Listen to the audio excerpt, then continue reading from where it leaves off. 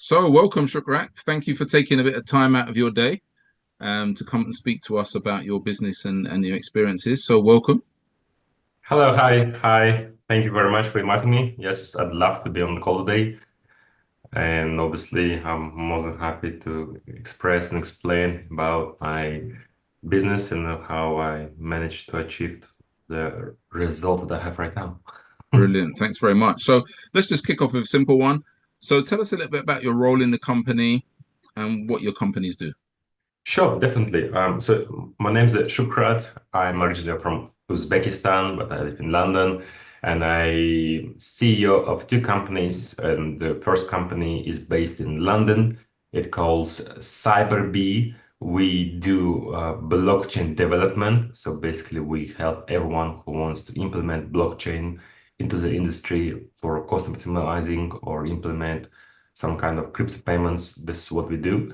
And obviously, with the second company based in Dubai, we launched our own chain, which is I mean, I'm talking about blockchain. We launched our own blockchain. We launched our own cryptocurrency. It calls Ultron.Foundation. And we've been running this blockchain already for 3 years. And obviously, we have a huge plans where we're going to I hope achieve our results. So yeah, it's all about blockchain. So basically myself, my background is IT development. I've been working in IT industry for a long time, since 2015. And for the last, since 2018, I moved my scope into blockchain industry, Web3 industry, where I thought this is going to be the future and where I decided to be a part of it. Brilliant. So, for those who may not be so familiar with it, what sort of customers would you have to supply for a blockchain? Sure. I mean, this could, I mean, it all varies. It could be anyone. We had a customers from gambling industry who wanted to implement crypto payments processing. We had the clients from, let's say, fintech industry, obviously developing some kind of fintech solutions for trading cryptocurrencies. We also had like a trading with a gold, but again, implementing cryptocurrency itself. We had a customer from India who actually wanted to develop a NFT marketplace for carbon dioxide, where the manufacturers could share the amount of carbon dioxide that they have to other manufacturers, to other factories. So this is kind of, let's say, could be anything. We had a client who actually not from business industry, but he got married and he wanted us to develop some kind of smart contract because he had several bitcoins and obviously some kind of arrangement marriage arrangement agreement. If they divorce, these bitcoins will be shared between them or something like that, which is quite insane. I mean, which is interesting case, but this is like you see, the majority, I would say, fintech solutions. This are our main clients who come, or I mean, who come and obviously ask for this kind of development. At the same time, we also have banking and insurance companies who also acquire some kind of, I mean, asking how we can do it, how we can manage, how we can improve their businesses. At the same time, we also had a client from medical industry who wanted to develop some kind of database of their clients and obviously implement it into the blockchain. So as you can see, it's, I mean, I don't have even specific as a client, it could be anyone, but majority, I would definitely say it's a fintech industry. Brilliant. Yeah. And similarly, with the on the cryptocurrency side, what is there such a thing as a typical customer? Well, it's hard to say, to be honest. I mean, if we talk about, let's say, what I can see that majority of our customers who require some kind of help with development, it's those customers, they already know what needs to be done. I mean, they come to us with the idea, they come to us saying, guys, we have this kind of business plan. Please tell us if you can help it, if it's possible to implement. So they're aware about blockchain, they're aware about what is how it works, which is good for us because we had a client from insurance company who wanted to who wanted to implement a blockchain. I mean, he reached us saying, guys, we made lots of money. We have, let's say, budget for obviously implementing new technologies. We heard about blockchain. It's on hype. So explain how you can help improve our business. And for us, it was like, okay, but I mean, if you tell us, I mean, we asked them, do you have any experience? Do you know anything about? Well, I know Bitcoin. I know there were lots of scams, and that's it.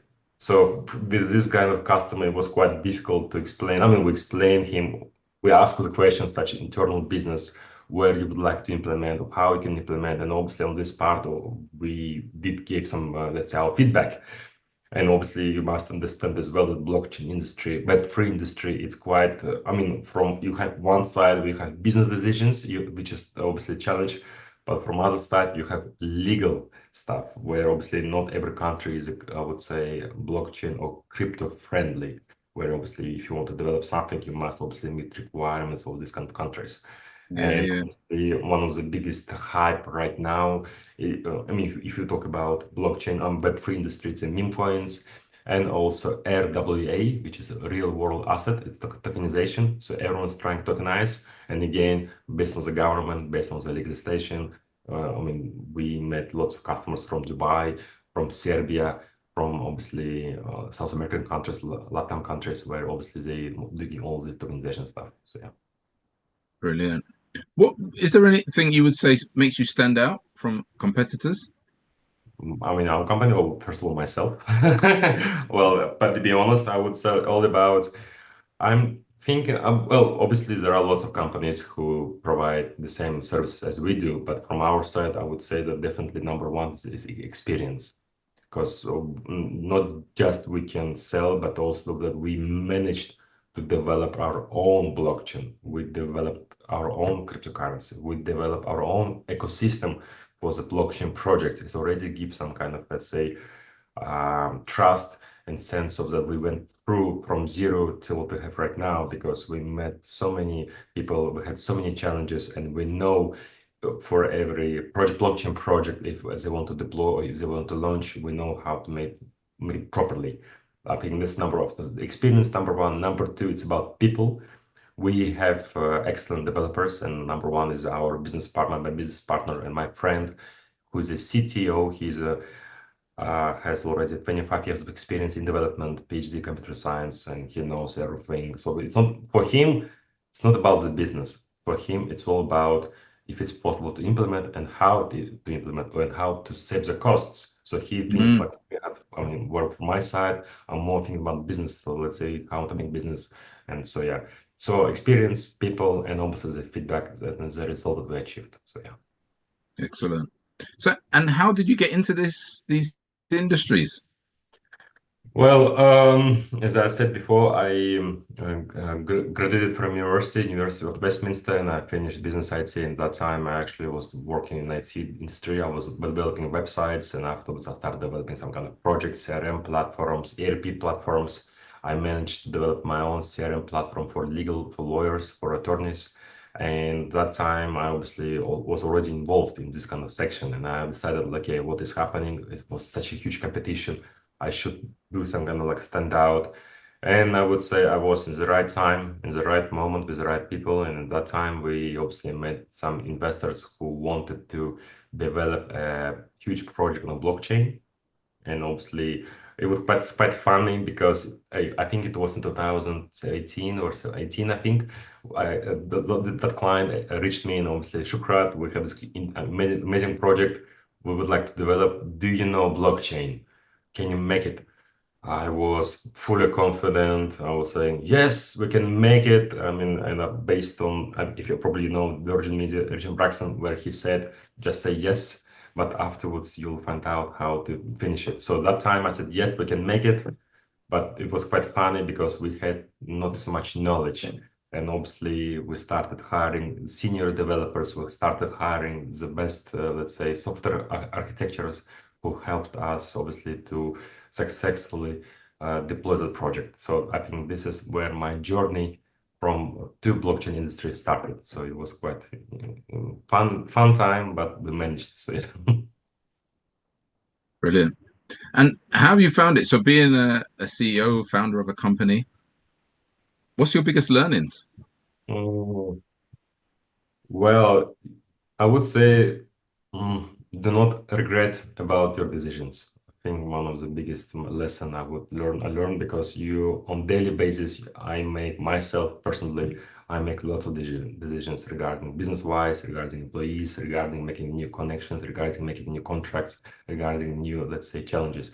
Definitely every time when I make a decision, and let's say if I make the wrong decision, obviously I was, let's say, how to say, I was a bit upset because I made the wrong decision. Obviously, I was like, I should have done this way, I should have done that way. But this is a life, and obviously, every time you learn and every time you get more and more, let's say, knowledge. The only biggest, let's say, regret is that I didn't buy a lot of bitcoins that time when it was, let's say, cost like 100, 200. I think it's the biggest. Otherwise, other than that, I would say just about not to regret, even though, even if you made that decision that time, it was the best decision. But again, as I said to you, I was every time when I make decisions, I'm getting new knowledge, and obviously, based on this knowledge, I can make the new decisions properly.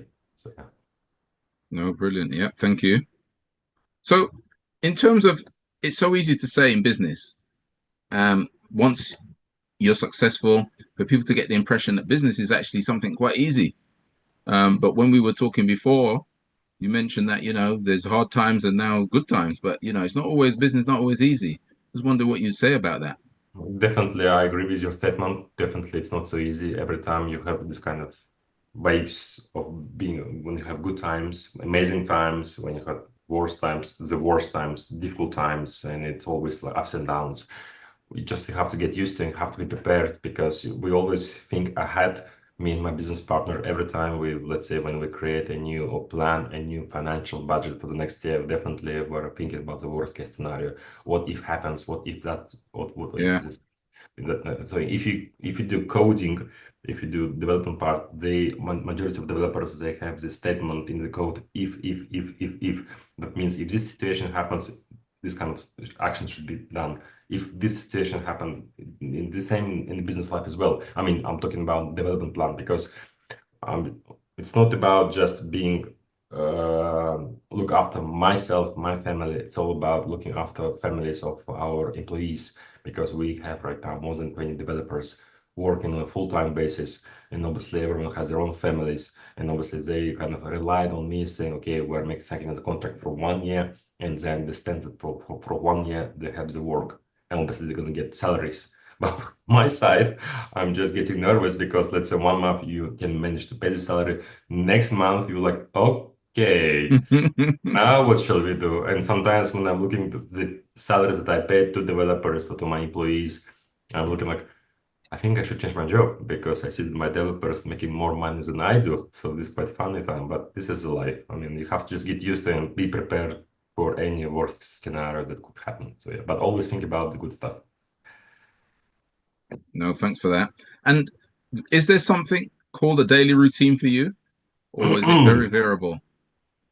Every day is a variable. In my business, I mean, I'm talking about as I participate lots of conferences, blockchain conferences, meetups, and I travel a lot. Sometimes I'm being also the speaker, and obviously I travel to different countries. For instance, I've just come from Lisbon, from Portugal. I was on a Web Summit conference. Before that, I was in Dubai. Before that, I was in London in another event. So I'm just visiting so many countries. Let's say today I'm here, today I'm with you, but tomorrow I'm already flying to Dubai. Sorry, yeah, to Dubai because I'm attending other conferences. So I'm trying to obviously to create some kind of routine when I wake up. Obviously, I do meditation, do breakfast, obviously start the phone calls, but it's hectic. Every day is like a new plan, and it's quite difficult to adjust one. I hope next year is going to be more, I would say, simple, no stress, nothing. So yeah. Yeah, we always want that, isn't it? Well, this is life. I mean, cannot get used to. But I don't know. One day you just here, one day you're there. I mean, I love it because life gives you some kind of presents, surprises. So Yeah, there's excitement in the travel and stuff. I hear so many places you've been to. So when we talk about the word success, what kind of people come into mind? Do you have role models or people that you admire, or what do you think about? Who do you think about when you think of success? oh, that's a good question. I definitely am thinking about all. I mean, you probably know Elon Musk. That's one of the biggest successful person in the world. Yeah, Um, I think he's managing all to launch all his projects into real life, and he can do it. I mean, I think for me, he's like a god, because I don't know how he managed going into politics and obviously launching these kind of projects. I would say definitely him. Definitely, I would say, what's his name? I forgot. It was my mind, but never mind. I'll leave, because how to say, I have so many thoughts to share with you and to explain. Yeah, that's fine. Don't worry. And I'm Take your time. trying not to tell you everything, but go step by step. But definitely, Elon Musk is number one. Who I admire a lot. Also other guys from crypto industry, but you might not know them because it's a very niche. Where again, those guys managed to deploy the projects and bring in, like they could do it, meaning that they had nothing and they managed to launch the project and bring it to life. So this is what I'm doing right now with my project, which is Ultron.Foundation. Just for understanding, when we launched 3 years ago, it was very tough for us. Why? Because no one believed in us. So everyone was telling me personally, saying, "Oh, you're gonna be closed down soon. You're gonna fail. Nothing's gonna happen." Well, it was quite stressed. Definitely, I could not sleep. I think it's that time I had my first gray hair on my head. But I actually now we've been live for 3 years, and we succeeded a lot, because now we have already 400,000 users who are using our blockchain. Wow. Have lots of unique wallets, and so yeah, definitely we have results to show. Phenomenal. And looking forward then, where do you see the company 5 years from now, or your companies?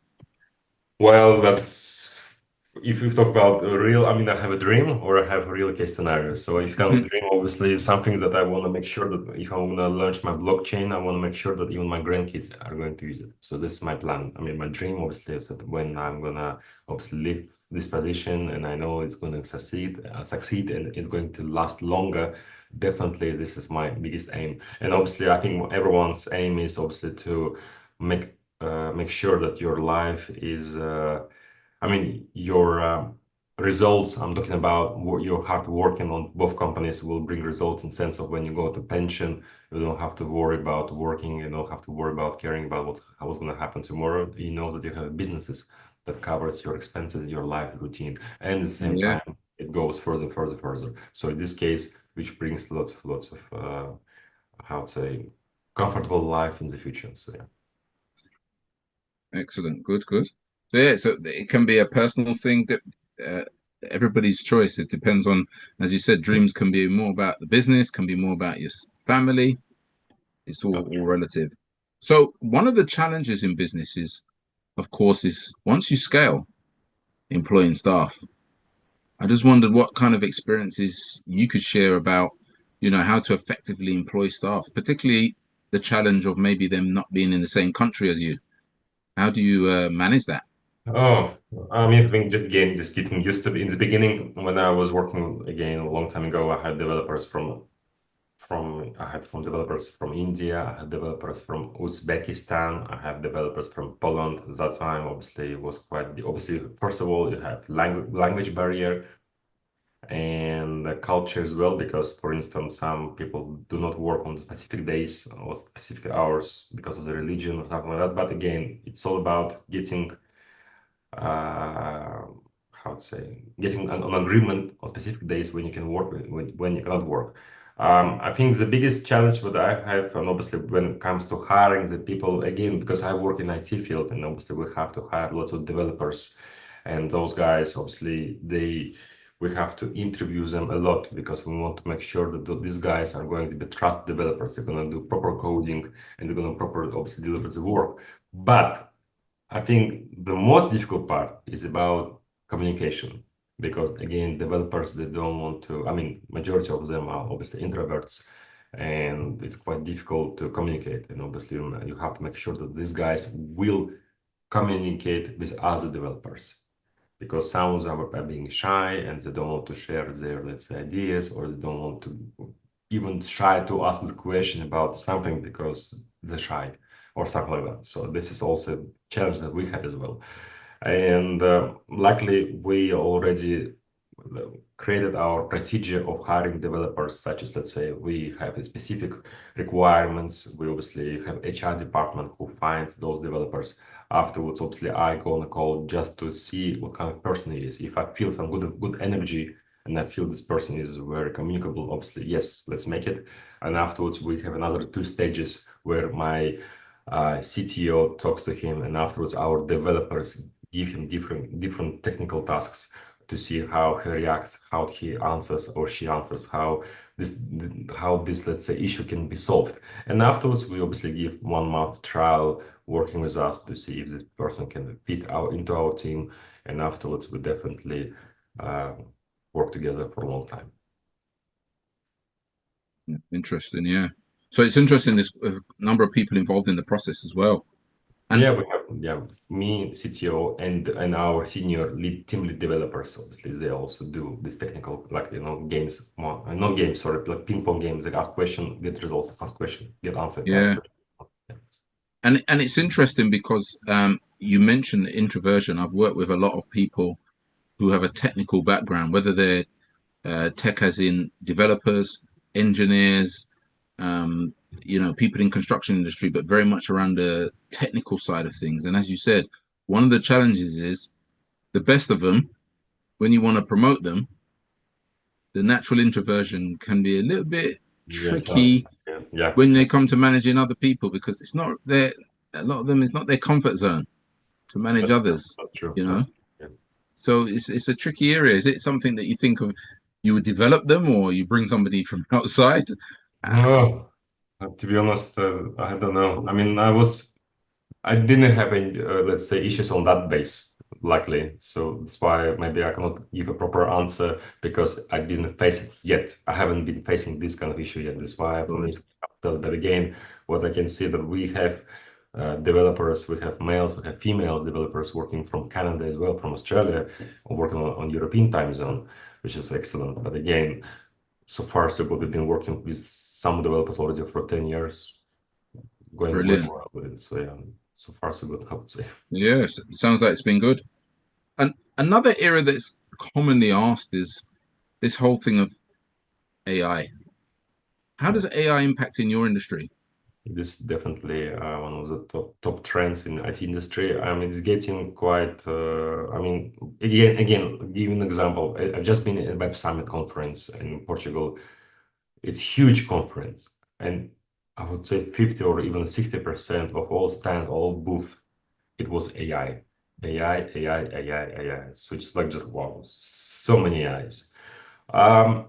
We tried to implement AI into blockchain industry to see how it works. Obviously, for instance, with helping with the coding, I would say what based on the feedback that I received from my CTO, he said for the time being, AI, obviously, it's useful if you want to develop something, not such a, let's say, difficult code or something like that.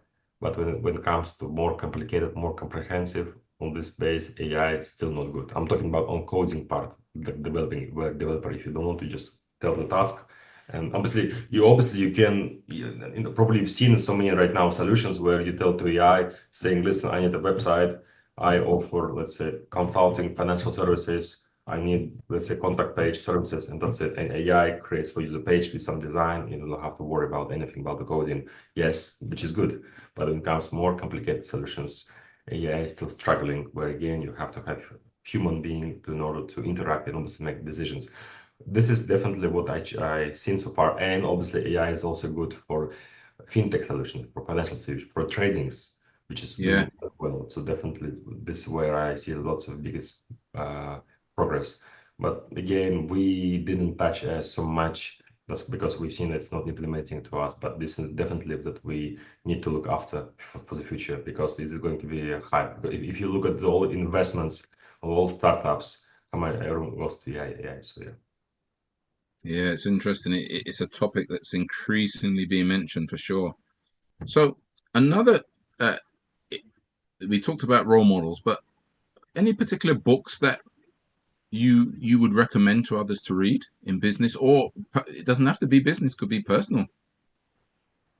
Um, I mean, obviously, I don't remember the names by the heart, but just to give me a second, I have right now with me an Amazon Kindle, and I'm just gonna read loud what I'm reading right now. So right now I'm reading 3 books, and one of the books, first one, it calls the 48 Laws of Power.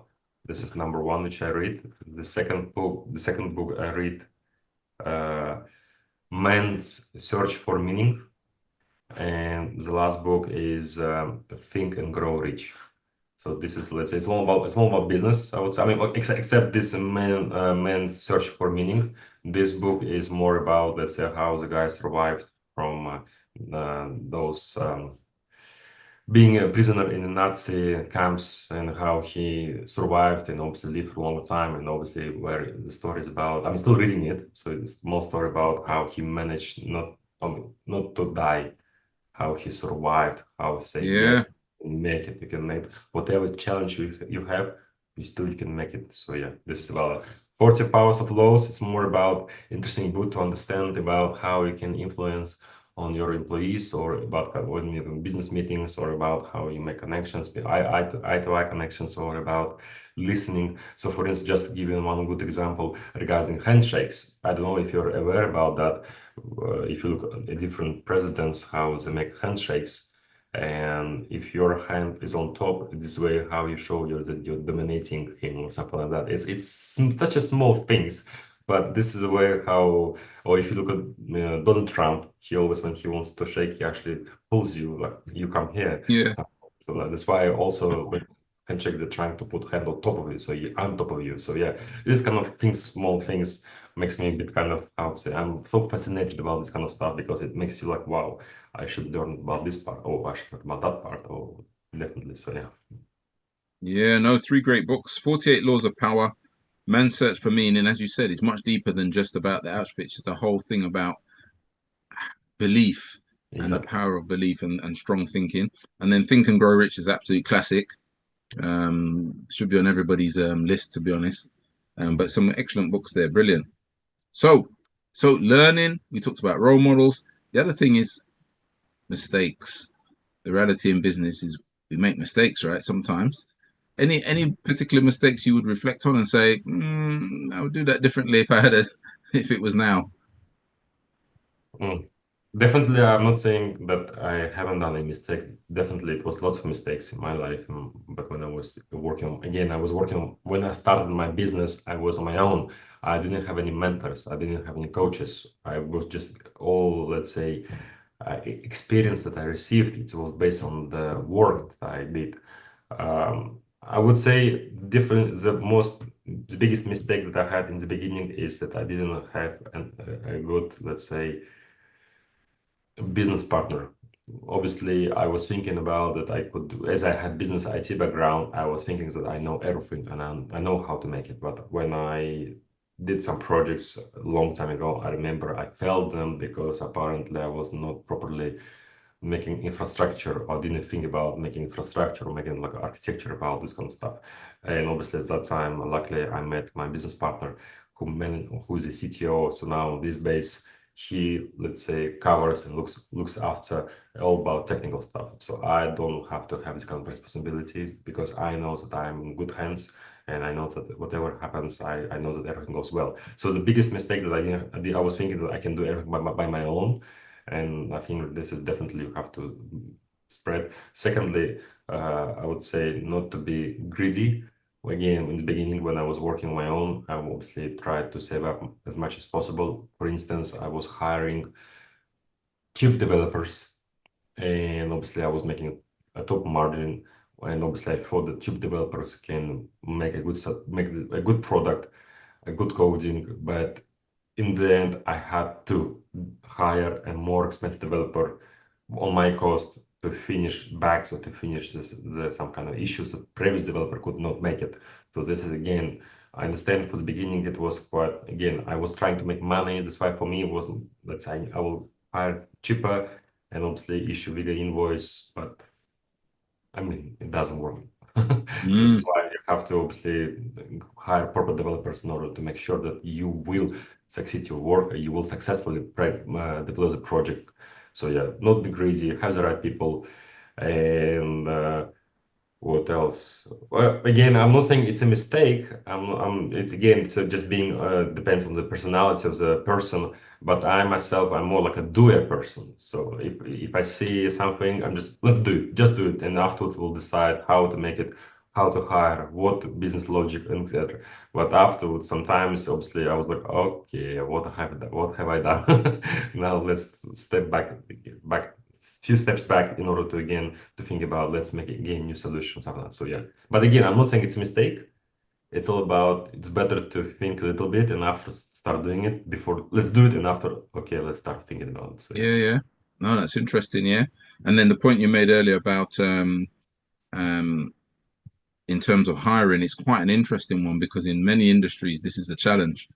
Um, where where do you put the pay level? And in sometimes, as you said, to try and save money, you keep it very low, but then the quality of the person may not be quite at the standard you're looking for. So it's a fine line, isn't it, to get the balance right between the quality, but also making sure that you're not shortchanging the business by getting people that are not quite as good as you could have got. Um, Exactly. Yeah, it's all again about values and about, for instance, if you want to make sure that your product works well and you're not embarrassed and you're, let's say, can guarantee that everything will work for another next 25 years, obviously you must have, not I'm saying you should, you must have proper, let's say, I'm talking about my field, developers who can finish your project. For instance, you can have, let's say, I don't know, 10 developers for middle class, middle level, but yeah, you must have at least one who is a senior developer because those 10 developers could, let's say there is an issue, let's say there is a bug, or let's some kind of error project. That 10 developers will spend at least a month or couple months to find a solution how to fix it. But where your senior developer can have a look and can finish everything in one day or even within 1 hour, which is great. But again, 1 hour or 1 month. And again, it affects to your business, where obviously depending what you offer, let's say you offer a SaaS service to your customers, and let's say one of your services doesn't work, customers are complaining, not paying you money, obviously getting bad reviews, bad feedbacks, which affect your business. So would you rather keep would you rather spend less money on developers but getting a bad feedbacks and where your business will not grow, or would you rather have at least one senior developer who will easily finish your task and again everything works properly and customers are happy and paying you money and everyone obviously again happy and going business further. So yeah. yeah, definitely one to think about and to think about where should it be? Where's that level? Sometimes you have to test it in market and play it by ear, but it's a tricky one. Interesting.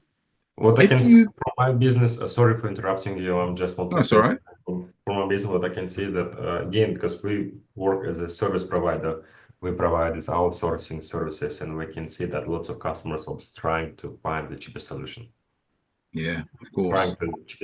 trying to find cheapest developers, trying to find cheapest, let's say, or let's say we had a project where the client wanted, let's say, Facebook or Amazon Marketplace for $10,000. Just give an example. For us, I'll be just like, okay, good luck, wish you all the best. But I'm just saying this is one of the biggest solutions. But again, when it comes to reality, that those guys either fail because they cannot find the proper developers, or they find, but those developers will create a bad product.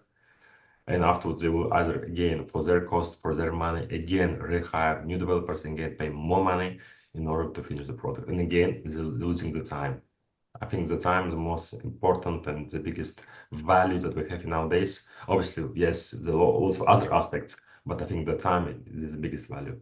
And obviously, it's rather, again, you could lose momentum.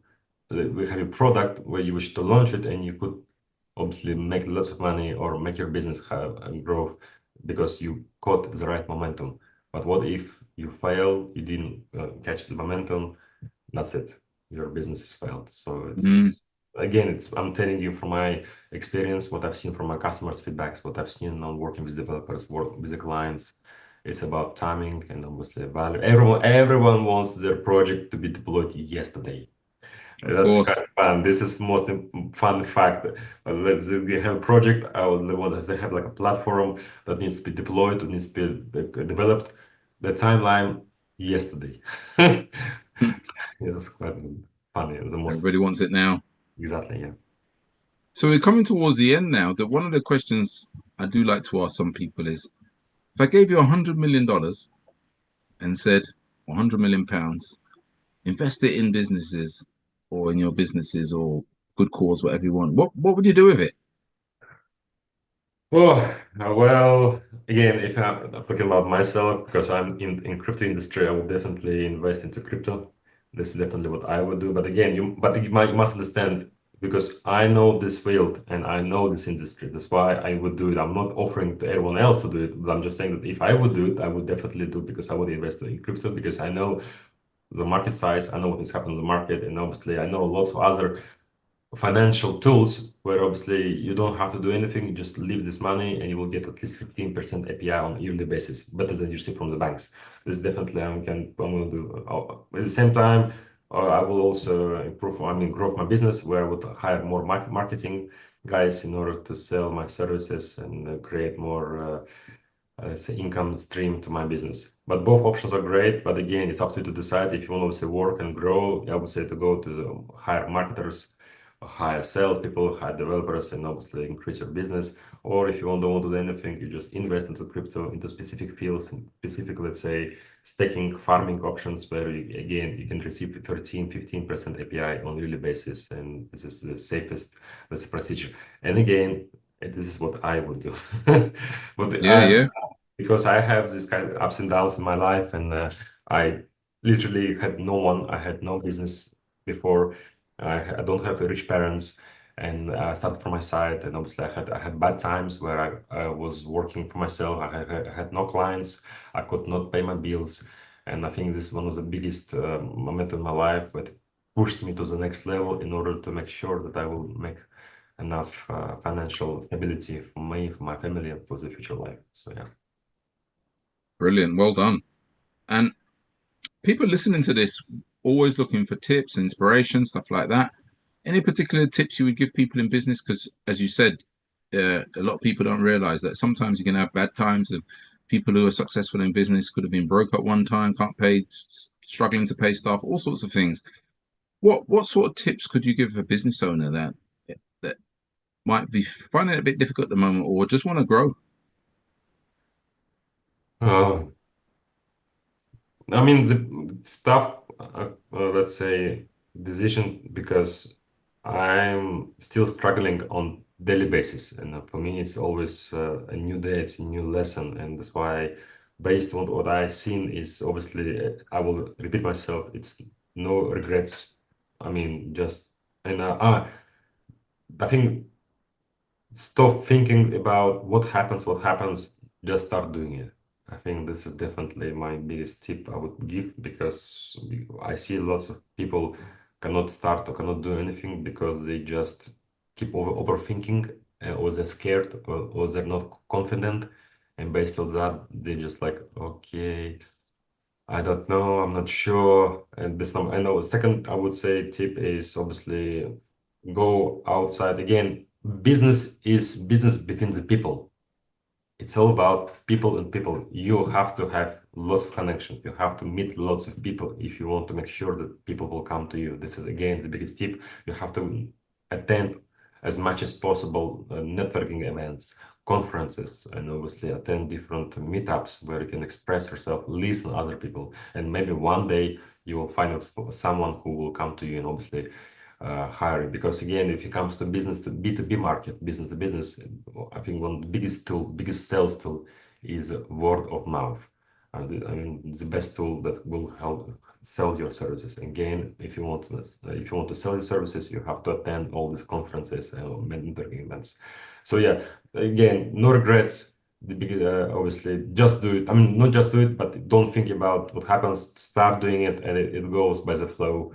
And be outside, talk to the people, open to the new challenges, because every time you might meet a person who might offer you a nice business partner, and obviously this could be also life changing for you as well. and obviously have the right people next to you who will support your business. It could be your, again, husband, wife, or your business partner who will definitely support your business in a way of not to let you down. So yeah, and be prepared for a crazy life. For a because crazy all life, eh? because all these legal issues, tax issues, and obviously flying, attending events, meeting new people, making new financial invoices, preparing that you will have a customers who will not pay your invoices. You have to sue them, or you have to close your business, being bankrupt. But again, this is part of your life. Again, you have to go through, and no one is perfect. Everyone's learning, and this is, I think, the life. Yeah.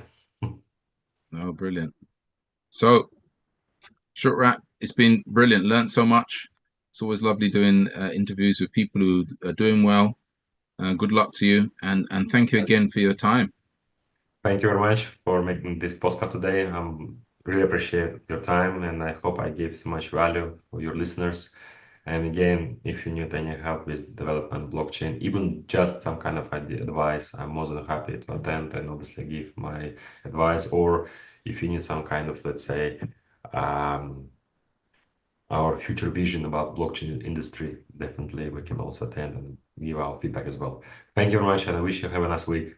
And obviously, Brilliant. looking forward again. Bye bye.